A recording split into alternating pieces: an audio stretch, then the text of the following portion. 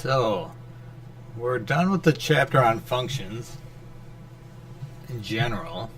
So you've got your solid foundation on functions. And now we're going to move on to the vast majority of the course. We'll talk about particular functions. So we know what a function is, how to find its inverse, its domain, its range, how to compose them.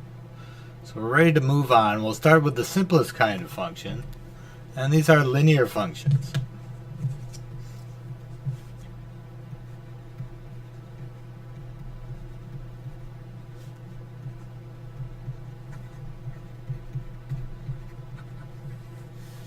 Linear functions, linear basically means line-like functions. So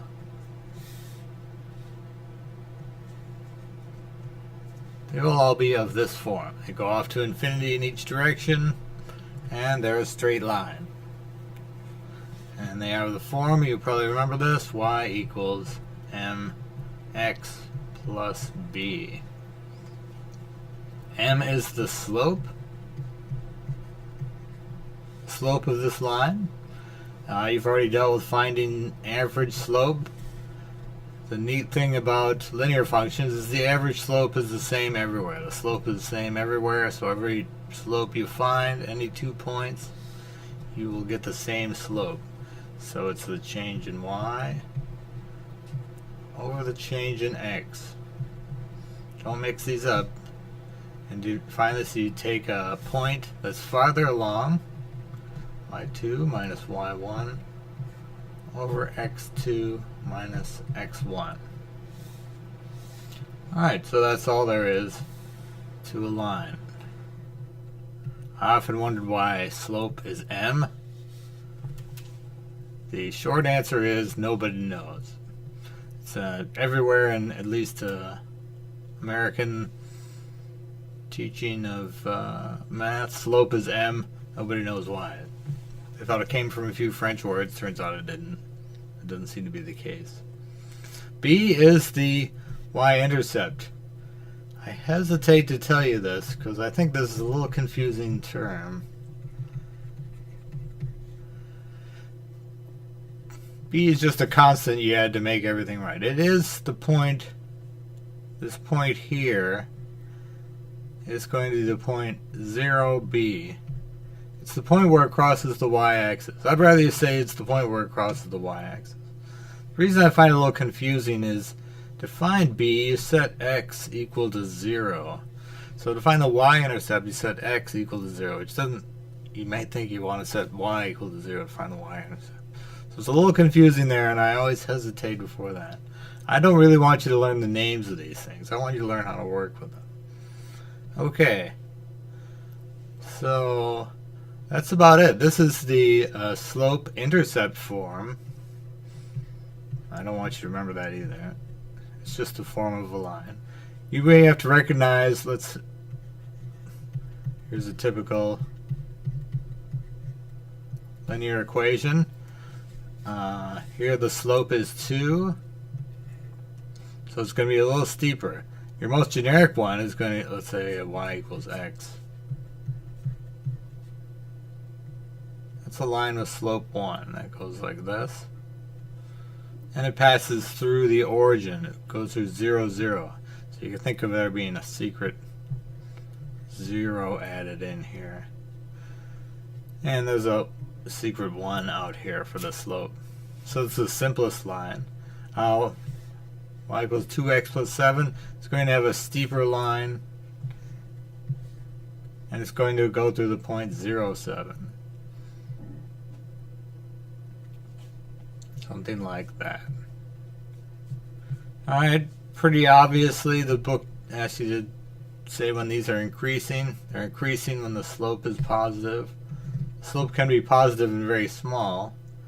Y equals x over 100 plus 2.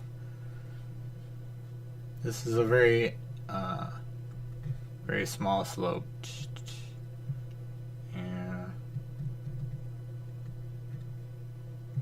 Goes through the point 0, 2.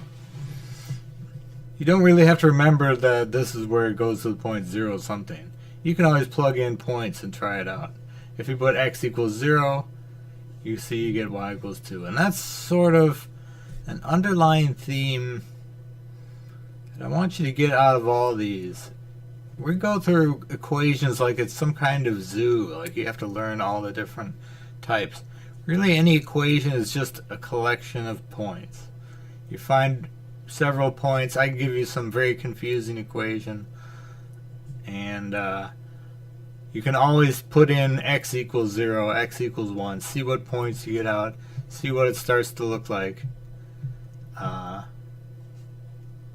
there's nothing magical, nothing really to remember about these things.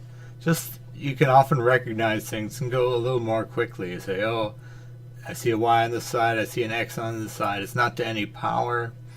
There's no x's in the denominator. There's no signs. There's no exponents. So I know this is a simple line. Okay. How much do you need to specify a line? Well, 1 point is not enough. Let's come out here. 1, 2. That's not enough. There are many lines that go through this point. This, sadly, is not one of them. That almost does. Whoops. There are many lines that go through this point. So 1 point is not enough. However, if you have 2 points, that is enough. If I give you 2 points, I'll be very weak here. I'll say this is 1, 1, 2, 2. That's enough to find the equation of this line. There's only one line, one straight line that goes through these 2 points.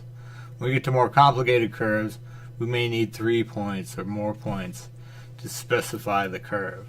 But for a line, we just need 2 points. And you can take them 1, 1. I don't want you to look at it and say, oh, I know the slope of that is 1. You don't have to do that.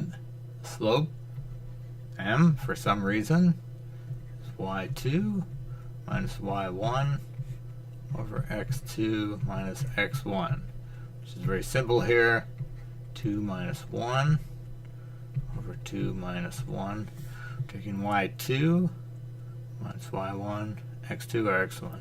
It's important that this point,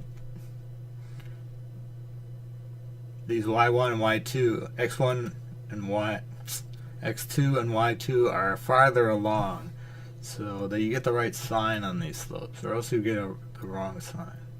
That equals 1. Okay, so we know y equals m is 1. Just write x plus b. We don't really even need the origin here. We can put in x equals 1, y equals 1. Or we could put in x equals 1, x equals 2, y equals 2, and we'll get b. So this equation works for every point. So if we have 1 equals 1 plus b, it's pretty clear. Subtract 1 from both sides, that b equals 0.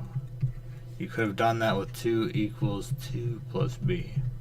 Any point will give you, once you have the slope, will give you the b value.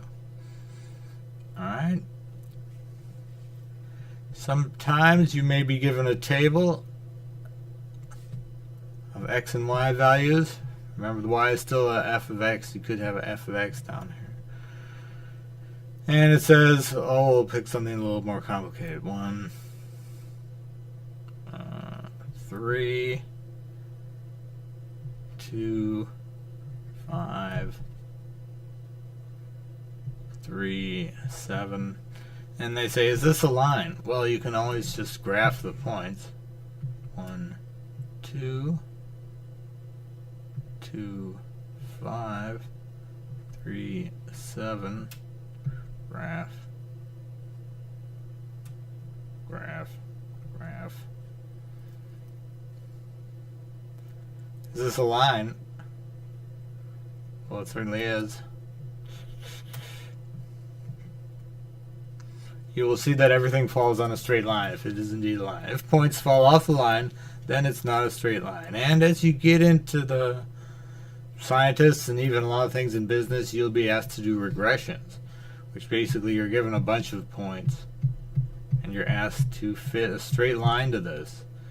So you can say these lines, these points, if everything were in a perfect world, they would all fall on a straight line.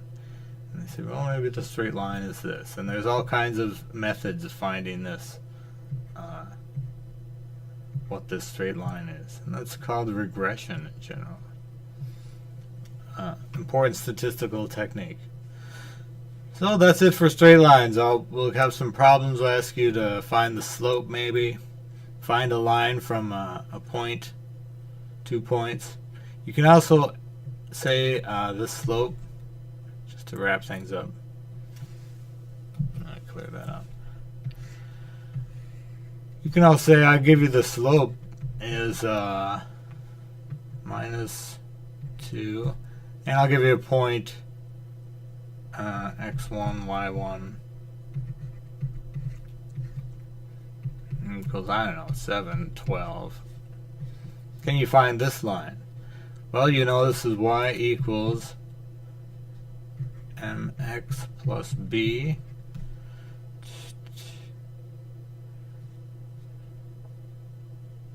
m here is minus 2, so y equals minus 2x plus b.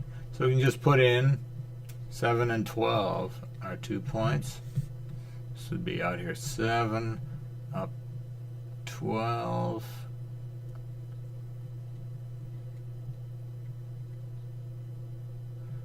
It's going to be sloping down, so I should have put that. But you could say 12 equals minus 2 times 7 plus b. And you can just do the algebra. I don't want to bore you. Let's see, 12 minus 14 plus b. We'll add 14 to both sides. Straightforward stuff. Looks like 26 equals b. So our equation is y equals, you put back generic y and x's, minus 2x plus 26.